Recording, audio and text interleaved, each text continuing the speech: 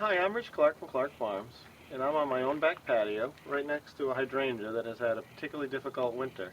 This hydrangea is a particularly tender hydrangea and suffered a lot from this winter's temperatures. And I hope that your hydrangeas don't look like this, but the reason I'm showing it to you is I wanted to make a point that we're on the 4th of June today, and this hydrangea has only just recently leafed out all the way to the tip. And I know that a lot of people are anxious to cut their hydrangeas in March or April when they see all these dead sticks that are above the canopy of the plant. And a lot of times those dead sticks aren't actually dead. And you can see this one has leafed out very recently. There's some that up here that are still leafing out.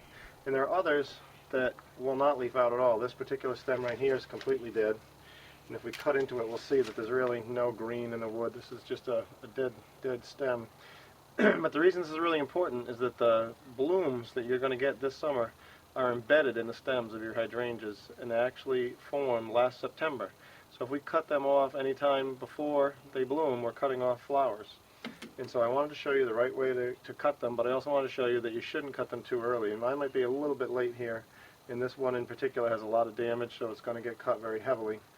But these types of stems that have no life at this point in time, 1st of June or so, are just never going to come to life. So we want to take them off. And I'm taking them off beneath the canopy of the good leaves so that we don't have a lot of dead stems and kind of visible cuts to detract from the appearance of our hydrangea. So I'm going to continue cutting along, and you can hear the crunching of the really dry dead stems. And we're also going to find a few stems that are not completely dead. This one that had leafed out late is not particularly attractive, and I might decide to take that one off even though it's not dead, and sacrifice a few flowers because I don't like the way it looks. This stem here is debatable because it has a lot of good growth on it, but it is a little outside the shape.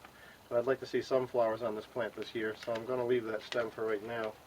But we're going to continue removing dead stems just beneath the canopy level and continue to look at the stems to see how dead they are. Stems that are somewhat dry, if we cut into them and see green in the stem, we want to stop at the green. We don't want to cut beyond the green. These stems are alive. There are some leaves here, and we want to leave those.